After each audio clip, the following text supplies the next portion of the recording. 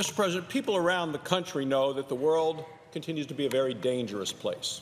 It became more dangerous over the past 8 years, and I believe that is particularly related to what I saw as unwise and unsound policies by the Obama administration, certainly when it comes to foreign policy. You know, every president's foreign policy, really, it should secure America's national interest and demonstrate America's leadership around the world. Now, that was not the case under President Obama. The last president and his team followed a policy, what's been called strategic patience. Strategic patience when dealing with hostile countries all around the world. Iran, North Korea. Anytime there was a belligerent, aggressive, cunning dictator on the move, President Obama's position was strategic patience. It was a terrible approach for us in dealing with reckless regimes. You know, I always thought President Obama was completely focused on signing a nuclear deal with Iran, not because it actually was a great deal, but maybe because it might reflect well on his legacy. I thought he wanted a deal so badly that he ended up getting a deal that was a bad deal. Well, as part of the deal, the former president accepted Iranian demands, and he accepted all of them, to lift an arms embargo that the United Nations had put into place. This was an embargo that said that Iran wasn't supposed to be selling weapons to other countries. The embargo was going to disappear in 5 years, whether Iran complies with it or not. We already know that Iran has no intention of playing by the rules. They haven't played by the rules all the way through. Last week, the Secretary of Defense, James Mattis, said that Iran has already been violating the embargo, and that's why I believe that they have no intention of playing by the rules. The Secretary of Defense tells us they're not playing by the rules now. He said, "We've seen Iranian-supplied missiles." So our Secretary of Defense said, "We have seen Iranian-supplied missiles being fired into Saudi Arabia by the rebels in Yemen." Secretary of State Rex Tillerson was even more clear.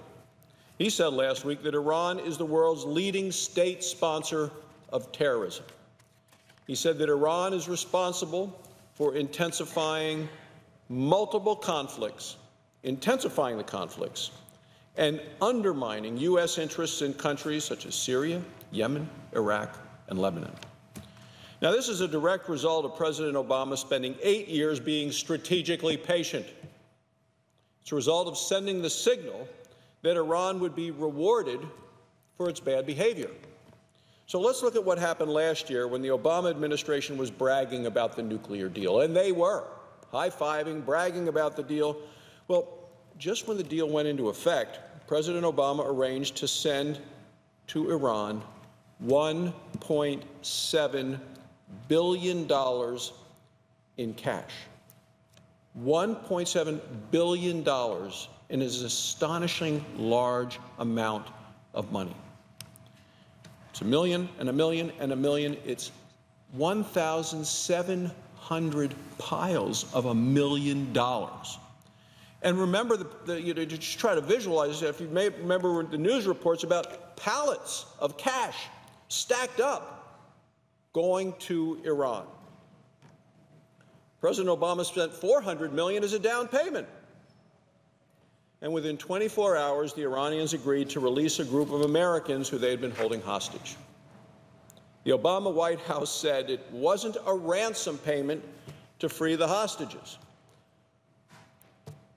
The Obama administration actually thought that the American people were naive enough to believe that it was just a coincidence in timing. Well, you can bet that the Iranians didn't believe it was a coincidence, because they actually said it wasn't a coincidence. The Iranians described the money as for the release of the hostages. Now, we know from experience that the Iranians see hostage-taking as a valid way of conducting their own foreign policy. Right now, North Korea also has taken hostages, 3 American hostages written about today in the papers. We know from experience the Iranians seek hostage-taking as a valid way to conduct foreign policy, and they've also gotten the message, at least from the previous administration, that can be a very profitable policy as well. President Obama played right into their hands. There's something else that President Obama did that we just learned about, and that's why I wanted to speak about this today. Politico had a major expose on Monday of this week. The headline was Obama's hidden Iran deal giveaway. The hidden deal giveaway. Around the same time President Obama was sending cash to Iran, he also released 7 Iranians who'd been arrested by the United States. The president downplayed the crimes that these individuals had committed. He said it was a one-time gesture to help grease the skids for his Iran deal. Now, according to the documents obtained by Politico, the Obama administration also dropped charges and international arrest warrants against 14 other individuals. Some of them were wanted for serious threats to our own American national security. One man was charged with trying to buy thousands of assault weapons, and send them to Iran. Another was charged with conspiring to get from Iran thousands of pieces of equipment with nuclear applications. The scheme included hundreds of U.S.-made sensors for uranium enrichment centrifuges in Iran. Centrifuges were a big reason that we were concerned about Iran's nuclear program in the first place. Yet, according to President Obama, this doesn't seem to be a problem. According to the article that came out Monday, quote, as far back as the fall of 2014, Obama administration officials began slow-walking some significant investigations and prosecutions of Iranian procurement networks operating right here within the United States. As one expert told Politico, this is a scandal. She said it's stunning and hard to understand why we would do this. Look, Republicans in Congress warned about this kind of thing from the very beginning. President Obama was so interested in getting a deal that he got one that, in my opinion, has been very bad for the United States, and not just for the United States, bad for the world. Because Iran with a nuclear weapon makes the world less safe, less secure, and less stable. So, President Obama has this as part of his legacy. But I will tell you, Mr. President, strategic patience has failed. Secretary of State Tillerson said so last week, and I agree with him completely. I'm glad to hear our top diplomat recognize this, and I'm glad to see the Trump administration doing a comprehensive review of the Iran nuclear agreement. The last president put international opinion first when it came to foreign policy. We see this all around the world. This president, President Trump, is showing that we will put America's interests first. And it's not just Iran where we have the problem. I was recently in Asia over the break, along with a group of senators. We went to Tokyo, we went to Beijing to meet with the leaders in China, went around that region. We met with the premier of China, who's the #2 person in China, and the #3 we met with, and the #4 to talk specifically about the problems of North Korea and the region. North Korea for a long time has been called the land of lousy options. But there is new urgency as we see the increasing capacity of North Korea, now with their rockets not just propelled with liquid fuel, but now with solid fuel that allows for quicker launches. The launch vehicles are no longer on wheels limited to the roads in North Korea. They're now on tracks, and they can go anywhere. North Korea has increased their nuclear capacity as well as their missile deliverability, and they're working on intercontinental ballistic missiles that could hit the United States. That's why we were at the White House yesterday for the secure briefing. That's why it's so critical that we focus on North Korea. And we have a president who is focused on a peaceful resolution, but is not afraid to use force, as we have seen in Syria and in Afghanistan.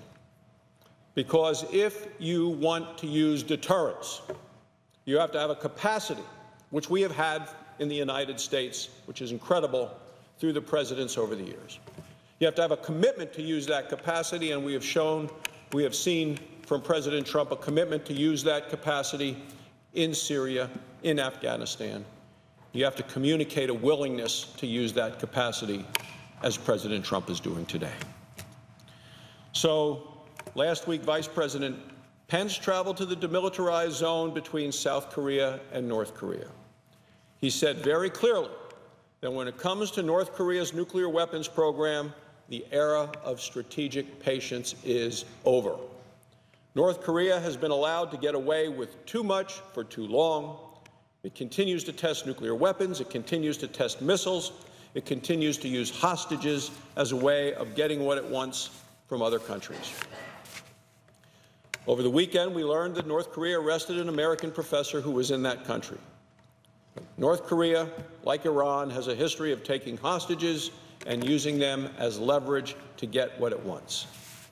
We now know of 3 Americans being held in North Korea. The leadership of countries like Iran and North Korea need to understand that this kind of action will not succeed. No one wants a fight with Iran. No one wants a fight with North Korea. The way to avoid the fight is to show that there is a limit to the patience of civilized countries of the world, which is why the age of strategic patience is now in the past. There is new leadership with negotiation, deterrent, and as a final option, the use of force if necessary, but not the last 8 years, where the use of force, the message sent by that administration is we have no commitment to use the capacity which the United States has. Thank you, Mr. President. I yield the floor.